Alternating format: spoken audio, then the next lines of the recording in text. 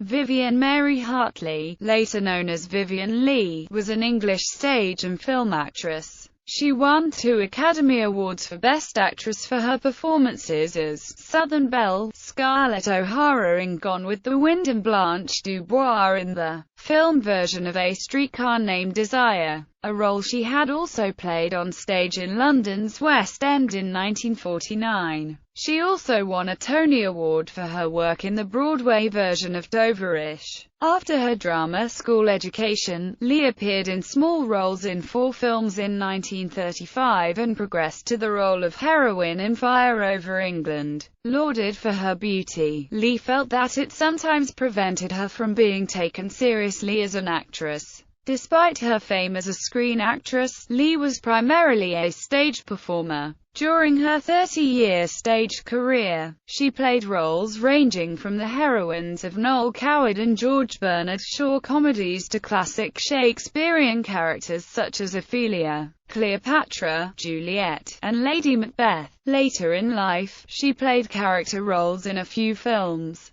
To the public at the time, Leigh was strongly identified with her second husband Laurence Olivier, to whom she was married from 1940 to 1960. Leigh and Olivier starred together in many stage productions, with Olivier often directing, and in 3 films. She earned a reputation for being difficult to work with, as for much of her adult life, she had a bipolar disorder, as well as recurrent bouts of chronic tuberculosis, first diagnosed in the mid-1940s, which ultimately claimed her life at the age of 53. Although her career had periods of inactivity, in 1999, the American Film Institute ranked Leigh as the 16th greatest female movie star of classic Hollywood cinema. Early life and acting debut. Leigh was born Vivian Mary Hartley in British India on the campus of St. Paul's School, Darjeeling. She was the only child of Ernest Richard Hartley, an English broker, and his wife, Gertrude Mary Frances.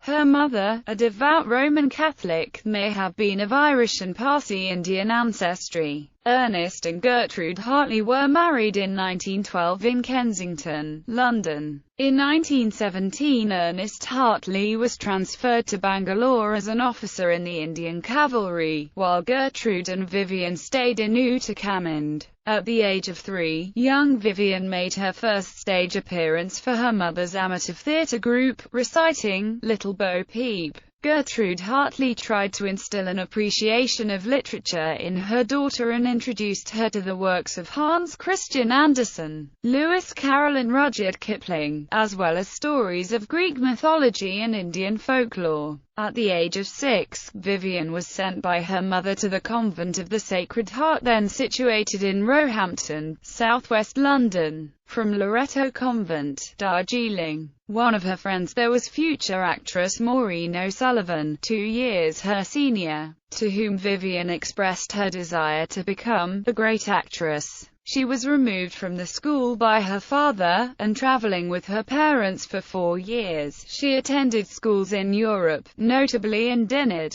Biarritz, San Remo and Paris, becoming fluent in both French and Italian. The family returned to Britain in 1931. Shortly after, her father enrolled Vivian at the Royal Academy of Dramatic Art in London. Vivian met Herbert Lee Holman, known as Lee Holman, a barrister 13 years her senior, in 1931. Despite his disapproval of theatrical people, they married on the 20th of December 1932, and she terminated her studies at RADA, her attendance and interest in acting having already waned after meeting Holman. On the 12th of October 1933 in London, she gave birth to a daughter, Suzanne, later Mrs. Robin Farrington. Early career. Leigh's friends suggested she take a small role as a school girl in the film Things Are Looking Up, which was her film debut. Albeit uncredited as an extra, she engaged an agent, John Glidden, who believed that Vivian Holman was not a suitable name for an actress.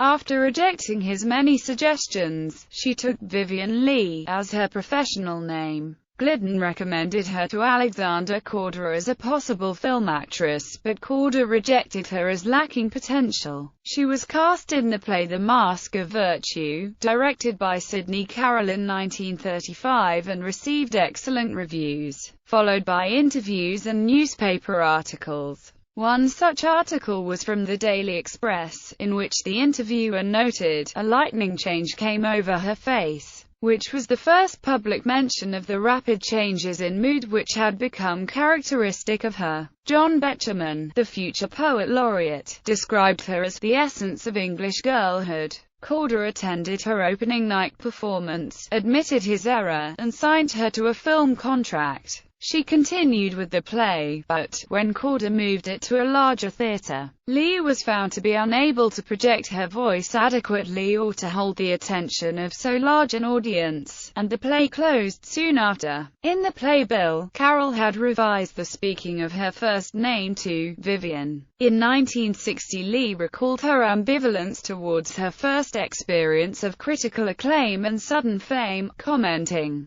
"Some critics saw fit to be as foolish as to say that I was a great actress. And I thought that was a foolish, wicked thing to say, because it put such an onus and such a responsibility onto me, which I simply wasn't able to carry. And it took me years to learn enough to live up to what they said for those first notices. I find it so stupid. I remember the critic very well and have never forgiven him." Meeting Laurence Olivier. Laurence Olivier saw Leigh in The Mask of Virtue, and after he congratulated her on her performance, a friendship developed. Olivier and Leigh began an affair while acting as lovers in Fire Over England, but Olivier was still married to actress Jill Esmond. During this period, Leigh read the Margaret Mitchell novel Gone with the Wind and instructed her American agent to suggest her to David O. Selznick, who was planning a film version. She remarked to a journalist, "I've cast myself as Scarlett O'Hara," and the Observer film critic C.A. Lejeune recalled a conversation of the same period in which Leigh stunned us all with the assertion that Olivier won't play Rhett Butler, but I shall play Scarlett O'Hara. Wait and see. Despite her relative inexperience,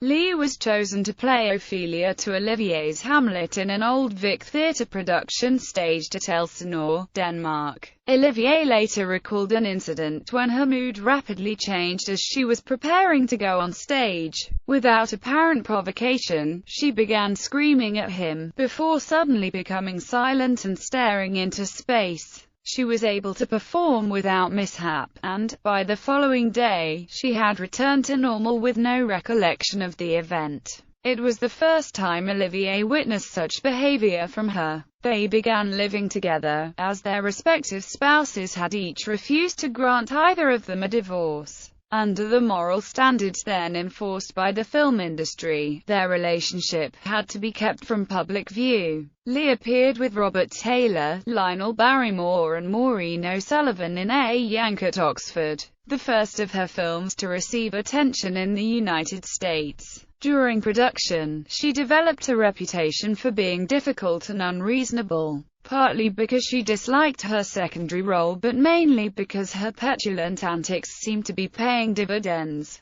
After dealing with the threat of a lawsuit brought over a frivolous incident, Korda, however, instructed her agent to warn her that her option would not be renewed if her behavior did not improve. Her next role was in Sidewalks of London, also known as St. Martin's Lane, with Charles Laughton. Olivier had been attempting to broaden his film career. He was not well known in the United States despite his success in Britain, and earlier attempts to introduce him to American audiences had failed. Offered the role of Heathcliff in Samuel Goldwyn's production of Wuthering Heights, he traveled to Hollywood, leaving Leigh in London. Goldwyn and the film's director, William Wyler, offered Leigh the secondary role of Isabella, but she refused, preferring the role of Cathy, which went to Merle Oberon. Gone with the Wind. Hollywood was in the midst of a widely publicized search to find an actress to portray Scarlett O'Hara in David O. Selznick's production of Gone with the Wind. At the time, Myron Selznick, David's brother, and Leigh's American theatrical agent, was the London representative of the Myron Selznick Agency. In February 1938, Leigh made a request to Myron Selznick that she be considered to play Scarlett O'Hara. Myron Selznick, who watched her performances that month in Fire Over England and A Yank at Oxford, thought her to be excellent but, in no way, a possible Scarlett, as she was too British. Leigh travelled to Los Angeles, however, to be with Olivier and to try to convince David Selznick that she was Scarlett. When Myron Selznick, who also represented Olivier, met Leigh, he felt that she possessed the qualities his brother was searching for. According to legend, Myron Selznick took Leigh and Olivier to the set where the burning of the Atlanta depot scene was being filmed and stage-managed an encounter, where he introduced Leigh, derisively addressing his younger brother, "Hey, genius, meet your Scarlett O'Hara." The following day, Leigh read a scene for Selznick, who organized a screen test with director George Cukor, and wrote to his wife, "She's the Scarlet Dark Horse and looks damn good. Not for anyone's ear but your own." It's narrowed down to Paulette Goddard, John Arthur, Joan Bennett and Vivien Leigh. The director, George Cukor, concurred and praised Leigh's incredible wildness. She secured the role of Scarlett soon after. Filming proved difficult for Leigh. Cukor was dismissed and replaced by Victor Fleming, with whom Leigh frequently quarreled. She and Olivia de Havilland secretly met with Cukor at night and at weekends for his advice about how they should play their parts. Leigh befriended Clark Gable, his wife Carol Lombard and Olivia de Havilland, but she clashed with Leslie Howard, with whom she was required to play several emotional scenes. Leigh was sometimes required to work 7 days a week, often late into the night, which added to her distress, and she missed Olivier, who was working in New York City. On a long-distance telephone call to Olivier, she declared, "Puss, my puss, how I hate film acting. Hate, and never want to do another film again," quoted in a 2006 biography of Olivier. Olivia de Havilland defended Leigh against claims of her manic behavior during the filming of Gone with the Wind. Vivien was impeccably professional, impeccably disciplined on Gone with the Wind. She had two great concerns: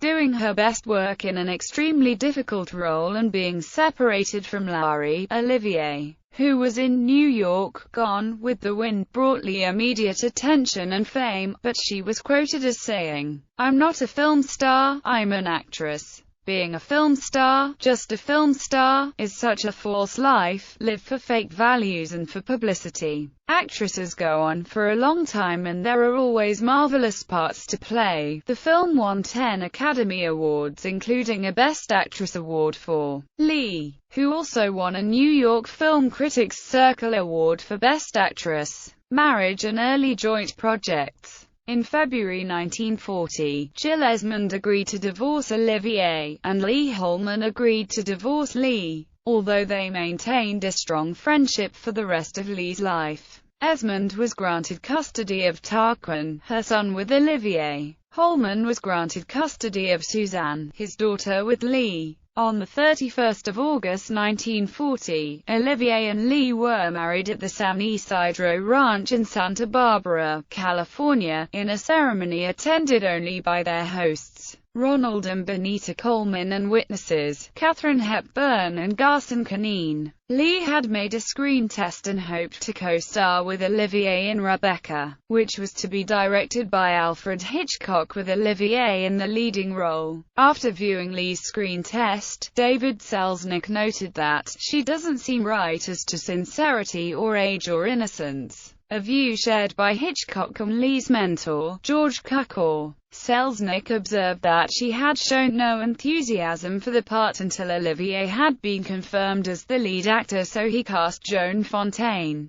He refused to allow her to join Olivier in Pride and Prejudice, and Greer Garson played the role Leigh had wanted for herself. Waterloo Bridge was to have starred Olivier and Leigh, however, Selznick replaced Olivier with Robert Taylor, then at the peak of his success as one of Metro-Goldwyn-Mayer's most popular male stars. Her top billing reflected her status in Hollywood, and the film was popular with audiences and critics. The Oliviers mounted a stage production of Romeo and Juliet for Broadway. The New York press publicized the adulterous nature of the beginning of Olivier and Leigh's relationship and questioned their ethics in not returning to the UK to help with the war effort.